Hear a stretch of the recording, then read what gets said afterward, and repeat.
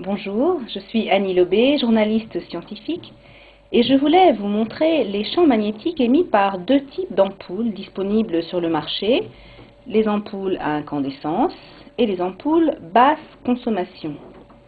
Je vais d'abord installer l'ampoule à incandescence.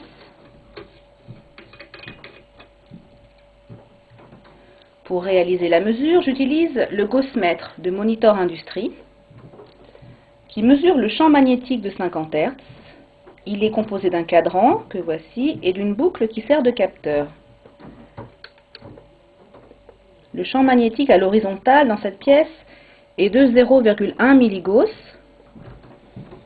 Autour de l'ampoule éteinte, il reste le même, ce qui signifie qu'elle n'émet pas.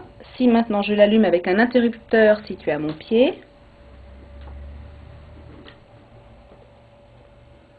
pas de changement, pas d'émission. Si maintenant je remplace cette ampoule à incandescence par une ampoule basse consommation,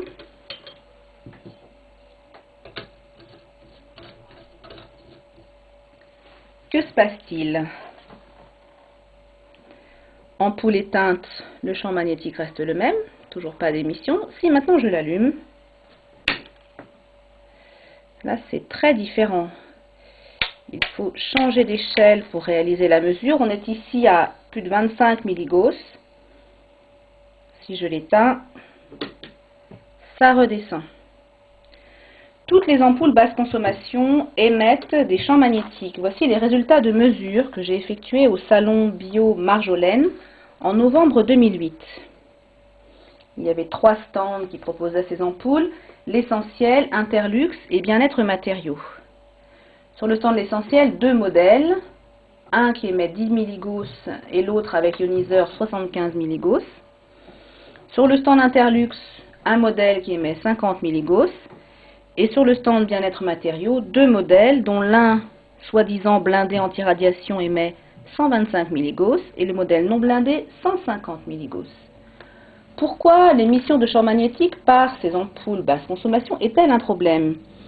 Eh bien parce que ces champs magnétiques ont été classés parmi les cancérogènes possibles par l'Organisation mondiale de la santé et l'Agence internationale de recherche sur le cancer qui a publié en 2002 une monographie sur les champs électriques et magnétiques qui se concluait par la phrase suivante: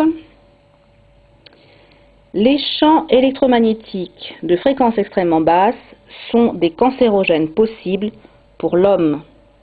Groupe 2B. Vous voyez, c'est écrit en anglais. Ce document n'a été publié malheureusement qu'en anglais.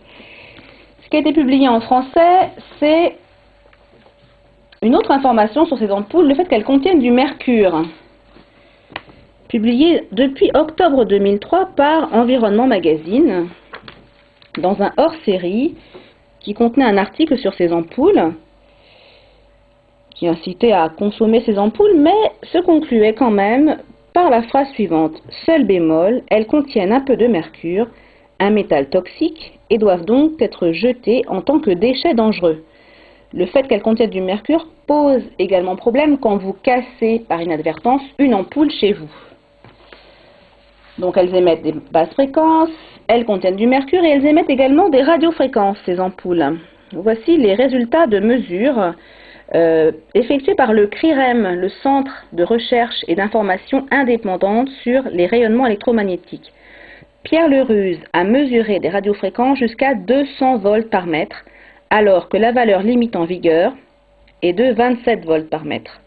Ce qui signifie que ces ampoules ne sont même pas réglementaires. J'avais publié un article dans Pratique de santé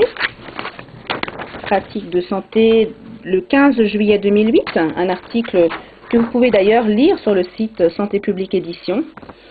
La source de cet article, c'était ça: les cahiers techniques numéro 205, l'alimentation des circuits d'éclairage, rédigé par 2 ingénieurs de Schneider Electric, Jacques Chenek et Marc Vernet, qui expliquaient, dessin à l'appui, comment fonctionne le ballast électronique de ces ampoules qui sont en fait des mini-usines d'éclairage. Des mini-usines qui émettent donc des basses fréquences, des radiofréquences et contiennent du mercure. Si vous voulez trouver des solutions éclairage, vous pouvez vous reporter au livre La Fée électricité, qui contient un chapitre, le numéro 14, consacré aux éclairages. Cela vous permettra d'éviter de grands problèmes. Quel genre de problème? Eh bien, pour conclure, permettez-moi de vous livrer deux informations. J'avais effectué en 2001 un voyage de presse en Guadeloupe, qui avait donné lieu à la publication d'un article, dans lequel j'avais écrit « EDF et l'ADEME ont engagé conjointement au début des années 90 une opération de grande envergure sur les lampes basse consommation.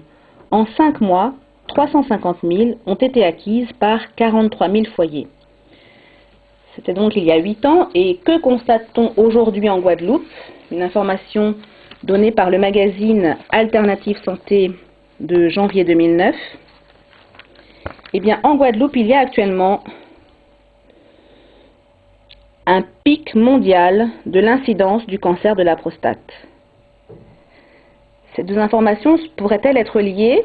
Eh bien, permettez-moi d'en faire l'hypothèse et de vous suggérer de ne pas utiliser ces ampoules basse consommation.